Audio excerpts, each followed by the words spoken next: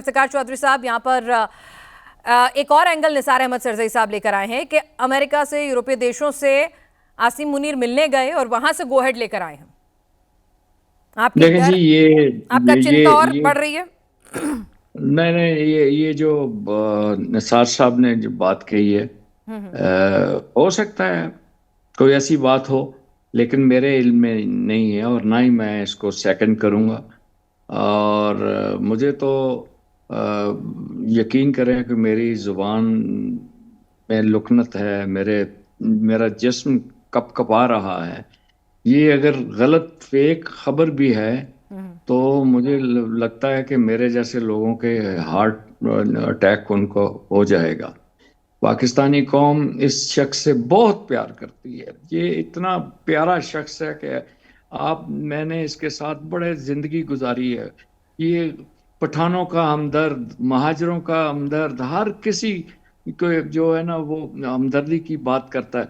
मेरे साथ खान साहब बैठे हुए थे जद्दा में, तो ये बात हो रही थी वहाँ पे कश्मीर में दखल अंदाजी की।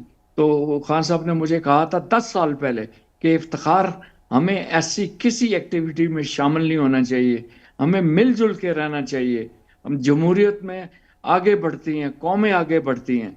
तो मैं तो उस शख्स को जानता हूं जो अपने हाथ में रख के रोटी के ऊपर दाल भी मेरे सामने खाता रहा है, और उसके जो है कोट के ऊपर कट के निशान भी होते थे।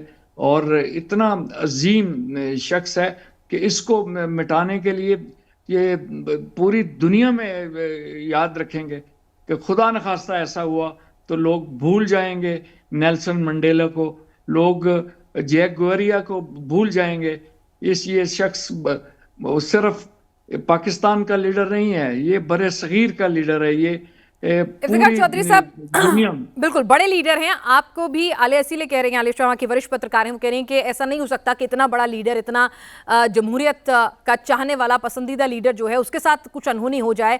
ऐसा जोखिम मुनीर और कंपनी भी नहीं लेंगे, ऐसी गलती नहीं करेंगे। और साथ ही साथ वो ये भी कह रही हैं कि इस तरह की खबरें दबेंगे नहीं। आपके जो रिसोर्सेज हैं, आपके जो लोकल रिसोर्सेज होते हैं, अपने इनपुट्स देते हैं जो, वो क्या कह रहे हैं, उनसे किस तरह की खबरें आ रही हैं आपके कोई पास? नहीं, कोई नहीं, इस किस्म की कोई खबर नहीं है। कोई खबर किसी, यही तो हम कह रहे हैं, हमें 6-7 हफ्तों से ये बात कर रहे हैं, हमें कुछ तो बताओ।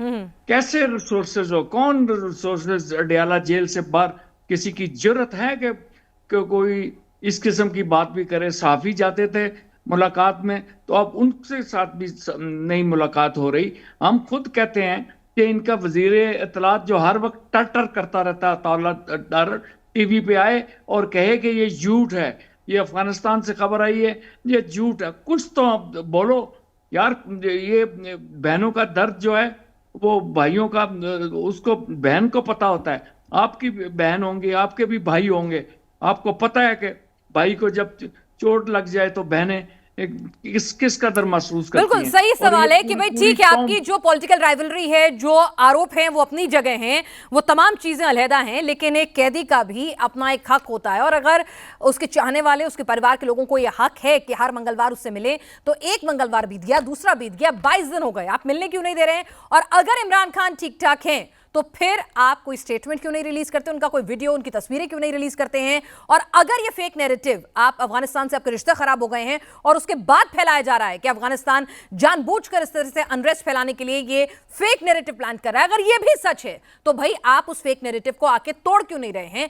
क्यों आप वहां पर अपने आवाम को भड़का रहे हैं? क्यों आप इमरान खान के चाहने वालों का गुस्सा, उनकी संवेदनाएं भड़का रहे हैं? तो ये सवाल जो है, ये चुप्पी जो है, वो लगातार इस शक को गहरा रही है कि क्या पाकिस्तान में इमरान खान के साथ कुछ गलत हुआ है।